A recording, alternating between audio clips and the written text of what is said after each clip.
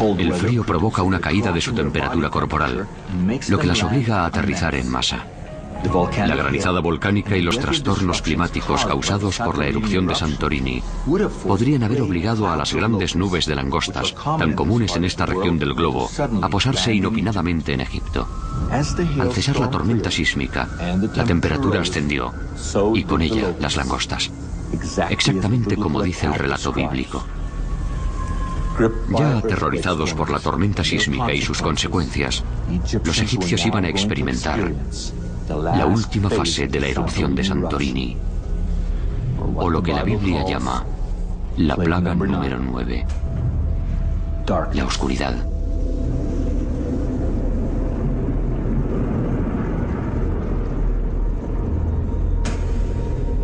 Posiblemente sucediera así.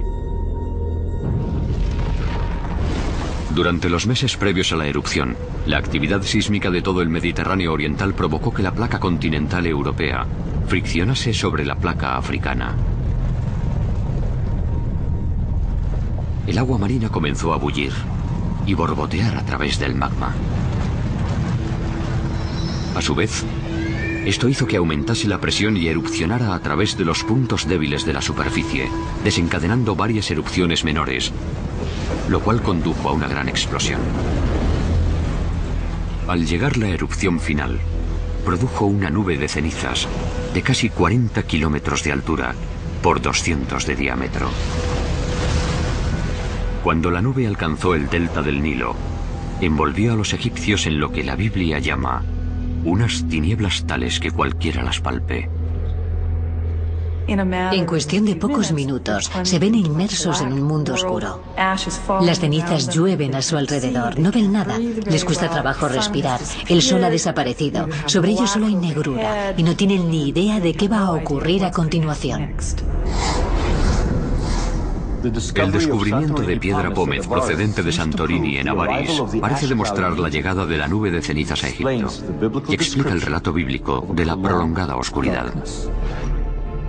Habrá quienes arguyan que la piedra pómez flota y que las olas podrían haberla llevado hasta Egipto y las mareas haberla depositado en la costa. Así que recurrimos al profesor Jim Daniel Stanley del Smithsonian Institute, que realizó el descubrimiento definitivo. Halló cenizas de Santorini en el delta del Nilo.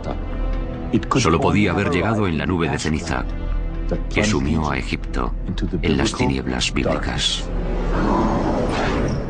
Teníamos que examinar entre 10 o 20.000 granos de arena para encontrar una sola partícula de ceniza.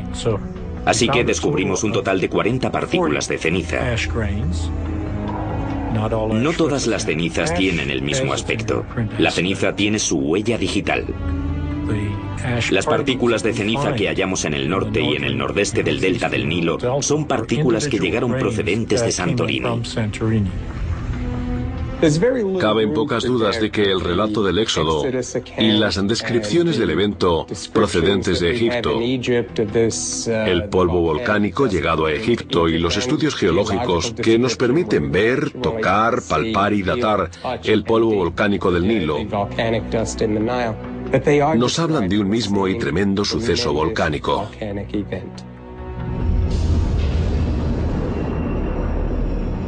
La última plaga tuvo lugar a medianoche, tras la ceremonia que Moisés había ordenado realizar a los israelíes y que acabaría siendo conocida como Cena de Pascua.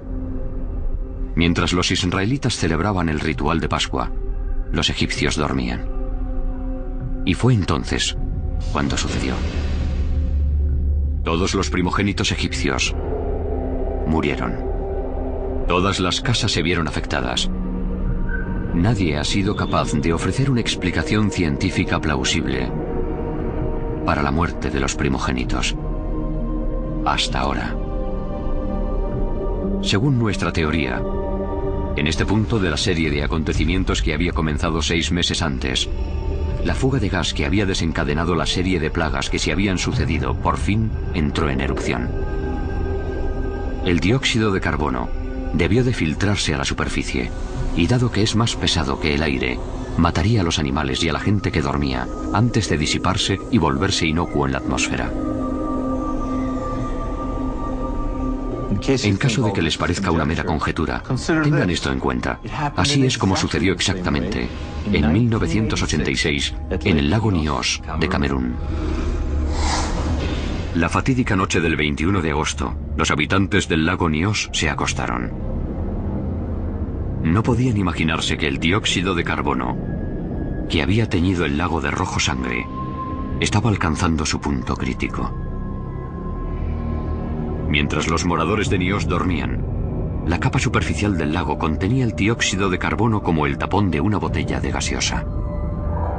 Pero entonces, la tierra tembló y tuvo lugar un corrimiento de tierras que arrojó rocas al agua, perturbando la presión superficial y liberando el gas.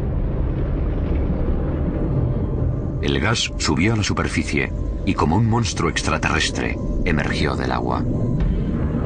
Al formarse gotas en el gas, pasó de ser invisible a convertirse en una bruma visible. A continuación, la niebla se desplazó sobre el agua y sobre la tierra, asfixiando a todos a su paso. Y tan repentinamente como apareció, desapareció, disolviéndose ya inofensiva en la atmósfera. Al día siguiente, cuando despertaron quienes habían dormido en cotas más altas, encontraron a unas 1.800 personas muertas. Cientos de cabezas de ganado y animales pequeños también perecieron. A su alrededor reinaba un silencio sepulcral. Allí estaba sentada entre los muertos. En casa de algunos de ellos, fuera había animales tendidos por todas partes, vacas, perros, de todo. En mi familia éramos 56, pero 53 murieron.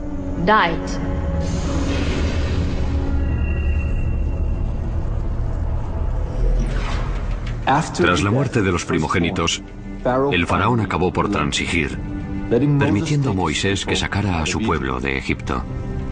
Según la Biblia, lo que hizo rendirse al faraón fue lo selectivo de las muertes, el hecho de que solo fallecieran los primogénitos. Esta selectividad fue lo que le demostró que había sido obra del propio Dios. ¿Qué razón podemos dar a esto? Pues los primogénitos egipcios gozaban de una posición privilegiada. Eran los herederos del trono, de las propiedades, de los títulos y mucho más.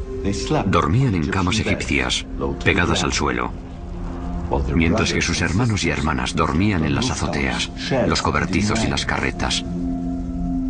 Los israelitas, sentados mientras celebraban su primera cena de Pascua, no se enteraron de nada, mientras que el gas que se desplazaba a escasa altura asfixiaba a los varones privilegiados de Egipto que dormían en sus camas. Esta conclusión está respaldada por la arqueología. En Avaris, el profesor Manfred Wittak ha encontrado tumbas colectivas datadas antes y después de las fechas que proponemos para el Éxodo. Las tumbas más tempranas son clásicos ejemplos de antiguas epidemias que mataban a hombres, mujeres y niños. Sin embargo, en la fosa común de la época del Éxodo, solo ha hallado varones. Aquí pueden ver huesos de enterramientos de comienzos de la 18ª dinastía. Todas las víctimas son varones.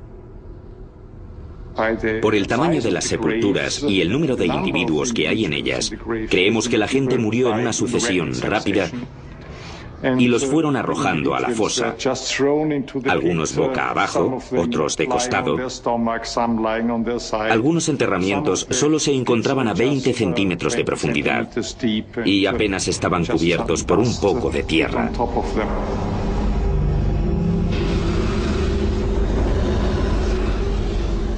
La Biblia dice que el hijo del faraón también murió durante la plaga que acabó con los primogénitos.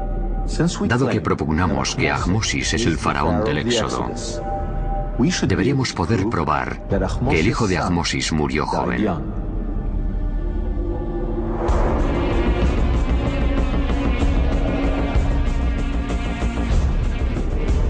Buscando en el Museo del Cairo,